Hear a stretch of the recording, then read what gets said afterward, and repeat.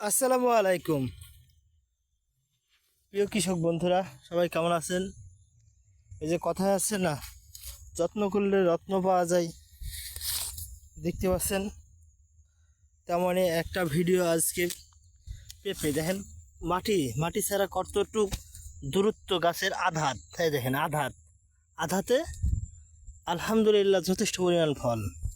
দেখেন প্রত্যেকটা কিন্তু ডুগায় দুইটা করে ফল, একটা এসে দুটা। এই গাছটাই না, শুধু বলতে পারেন এই গাছটাই।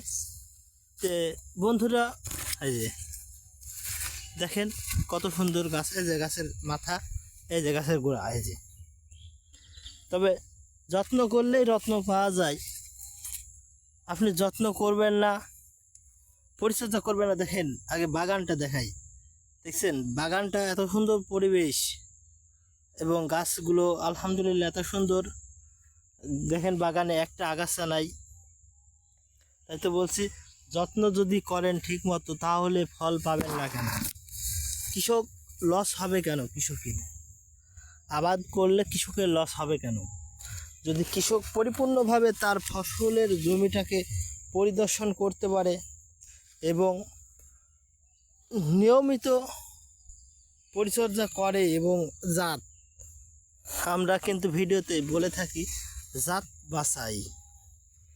আপনি একটা ফসল চাষ করছেন অথচ আপনার জাতের ঠিক নাই, অর্থাৎ আপনি কোন জাতটা লাগাচ্ছেন সেটাই আপনি এখনও পরিকল্পনা করতে পারেন নাই যে আপনি এই জাতটা লাগাচ্ছেন। আপনি অনেক জমির মালিক কিন্তু ফসল চাষ করে লাভবান হচ্ছেন না।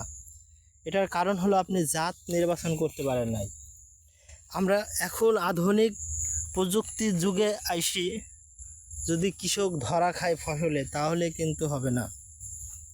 তাই আগে আপনারা জাত নির্বাচন করবেন এবং জাত নির্বাচন করবেন, দরকার কৃষি পরামর্শ নেবেন। নিয়ে এভাবেই যদি দেখেন কত সুন্দর শেড অর্থাৎ বেড তৈরি করে গাছগুলো লাগানো হয়েছে এবং প্রত্যেকটা গাছেই কিন্তু যথেষ্ট পরিমাণ ফল ছোটোকাল থেকেই। এর জন্য জাত নির্বাচন করতে হবে, হাইব্রিড জাত। আমরা আগে দেখছি অনেক কৃষক বাড়িতে বীজ রাখার পরে সেই বীজের চারা দিয়ে সবজি হোক যে কোনো ফসল তৈরি করছে, সেই ফসল কিন্তু কখনোই লাভবান হয় না। এর জন্য আপনি যদি ভালো উন্নত মানের বীজ সংগ্রহ করতে পারেন, সংগ্রহ করে ফসল চাষ করেন, যে কোনো ফসলই হোক না কেন, ফসল চাষ করলেই দেখবেন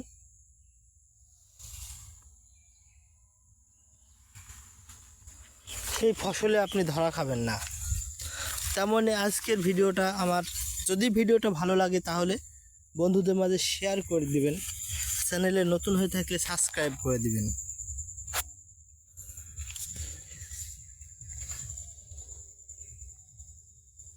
আপনাদের একটা সাবস্ক্রাইবে আমাকে নতুন নতুন ভিডিও তৈরি করতে অনুপ্রাণিত করে এবং ভালো লাগে। আর আজকের ভিডিওটা দেখে আপনাদের কেমন লাগছে একটু কমেন্ট করে জানাবেন। দেখেন কত ছোট গাছে কত ফল। তবে একটা পরামর্শ চাই, পেঁপে গাছে কোন কীটনাশক দিলে এখন ফলগুলো ঝরবে না, দ্রুত ধরে থাকবে, পড়বে না? সবাই একটু কমেন্ট করবেন। আর চ্যানেলটা নতুন, সবাই একটু সাবস্ক্রাইব করে পাশেই থাকবেন। আল্লাহ হাফেজ। পরবর্তীতে নতুন একটা ভিডিও নিয়ে আসছি।